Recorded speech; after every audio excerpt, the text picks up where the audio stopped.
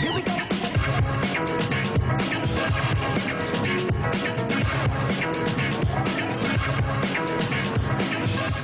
et Julien sont là pour la morale. Didier, bonjour.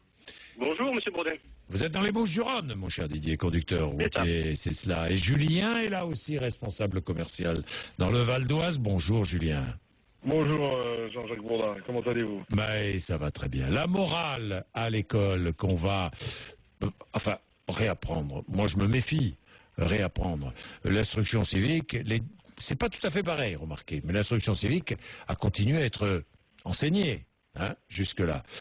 Didier, vous dites c'est bien, c'est bien cette idée de remettre au goût du jour la morale et la connaissance des institutions et les droits et les devoirs de chaque citoyen. Didier. Oui, effectivement, c'est vrai. Moi, de mon point de vue, je trouve ça réjouissant et optimiste, mais notamment par rapport à l'enseignement d'éducation civique et notamment sur le thème de la laïcité. Oui. Oui. Parce que c'est vrai que moi je suis, parallèlement à mon activité professionnelle, je suis professeur de karaté pour enfants ados.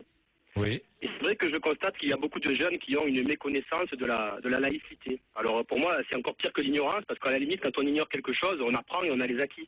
Alors que quand on méconnaît quelque chose, il faut tout réapprendre pédagogiquement et pour avoir de nouveaux acquis.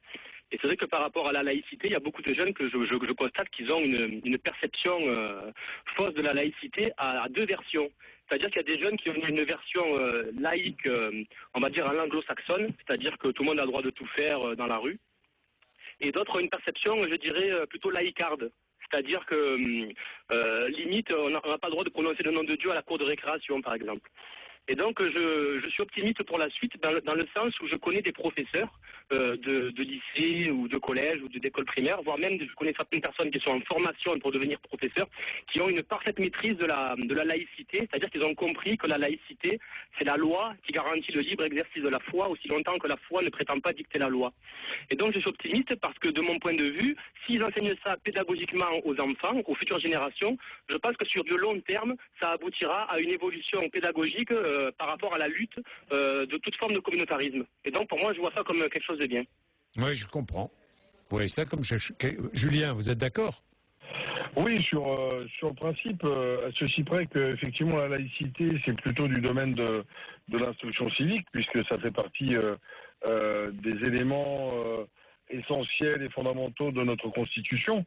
Donc c'est de l'éducation civique.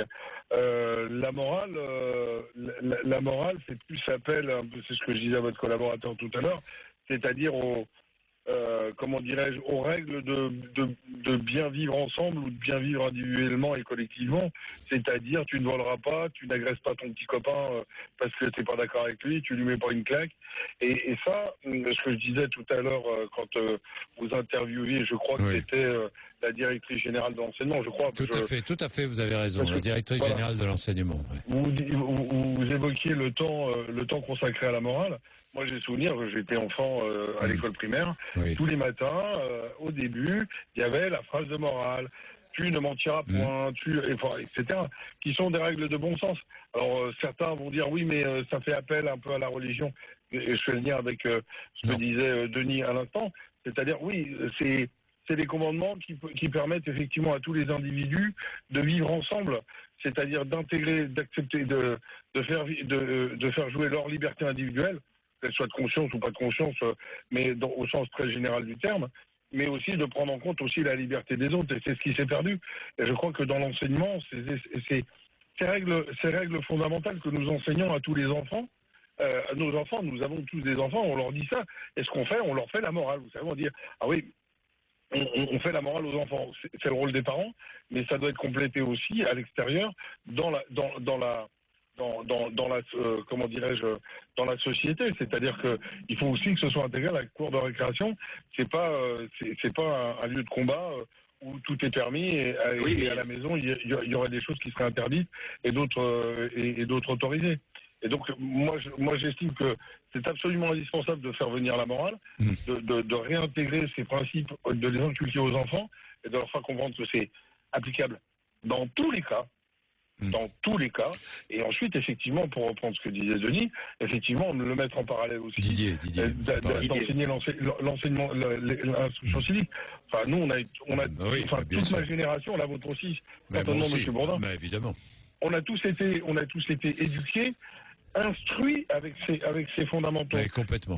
Merci Julien, je suis obligé de vous couper, Didier, très vite parce que je voudrais finir avec eux. Oui. Il faut aussi savoir que c'est bien que l'école apprenne l'éducation civique aux enfants, mais il faut aussi que les parents suivent derrière. S'il n'y a pas d'éducation parentale, malheureusement, l'école ne pourra pas faire grand-chose. Il faudrait aussi que les parents suivent des cours d'éducation civique en même temps que les enfants. Ça fera du bien aux parents aussi, je le dis tout de suite. Enfin bon. Allez, merci Didier, parce que les enfants comprennent plus vite et sont peut-être beaucoup plus tolérants que les adultes qui deviennent idiots.